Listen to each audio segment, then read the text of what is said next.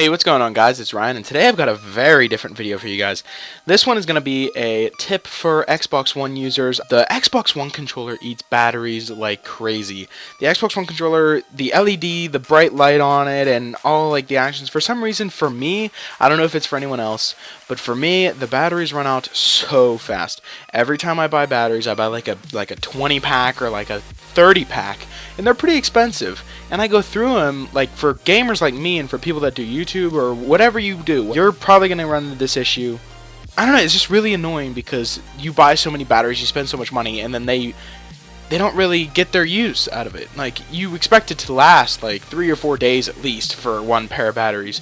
But my batteries, for me, they'd run out so quick. So this is a tutorial on how to play Xbox One using a quote-unquote wired controller, but you don't have to actually go out and buy a wired controller. You can just use the controller that you have at your house.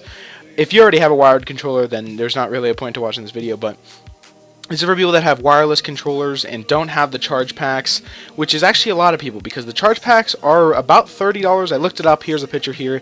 It's like $25, and that's a little expensive for just, you know, charging. And I don't know, for Xbox 360 it was way different. They weren't that expensive. And if you don't want to go out and spend $25 and you don't want to go out and buy a wired controller for around $50, here's a picture of that. I also looked that up. They're around $50 for wired controllers. You can do it here at your house for free as long as you have what is required in here. They're very well-known items. What you're going to need is an Xbox One controller, obviously. You're going to need the wire that came with the Xbox to update your controller and add it to your Xbox as a device. So you automatically have both of those things if you have Xbox One. And you're going to need a Samsung charger. It can be any Samsung charger at all. I'm pretty sure they're all the same. A Samsung Galaxy phone and a Samsung, like a flip phone. I'm pretty sure they're all the same charger. They always have been. This also works with the fast charger, the fast USB charger. It doesn't have to be a wall, like one of those strictly wall chargers. It can be a USB into a wall charger, and that'll work just fine as well. I'm just going to use the wall charger in this video though because it works pretty good for me. Now what you're going to want to do is you're going to want to take the USB, the really short cord that you use to update your controller. You're going to plug that into the side of your Xbox. And now once that's plugged in, you're going to plug it into your controller, and then after that's done, the light should be lit up obviously because the controller's on. What you're going to want to do is you're going to stay there just for like 2 to 3 seconds and like kind of press some of the buttons, like I move around the analog stick when I do it. Move around the analog stick a little bit and just sit there for like maybe 5 or 6 seconds. And then what you're going to want to do is you're going to want to hold your other charger like so. And you're going to take the original charger out.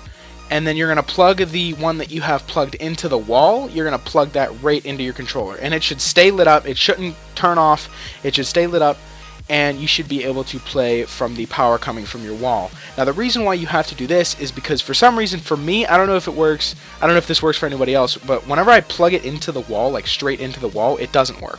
Like it doesn't turn on, it doesn't do anything. Here's a picture here, it's plugged into the wall and it's not on. There's no batteries in it and it didn't turn on at all. So using this method here, whenever you take out the wire in the top of the controller, it still has a bit of energy left in there. Like the energy doesn't all just go out instantly. And the energy's still in the controller. And whenever you plug in the other energy source, which is the plug in the wall, it continues to flow the energy even though, like, because the energy wasn't lost, so it stays in there, so it keeps powering the controller. So it stays powered to your Xbox. So it is wireless into your Xbox, but it's technically not wireless because it's plugged into the wall. But to your Xbox, it is wireless, and you can play. You can get a really long cord if you want to. Those are a little expensive though. I'm just using the one that came with my phone, and it's pretty long, and I don't even have to stay really close to my wall. I can move pretty far away. I have a lot of leeway with that, you know what I mean? So, yeah, hopefully this helped you guys out. Hopefully you don't be using all those batteries anymore, and hopefully you guys save a little bit of money. And, yeah, please let me know what you think in the comments, if it helped you out or not. And hopefully you guys enjoyed, and I will talk to you guys next time.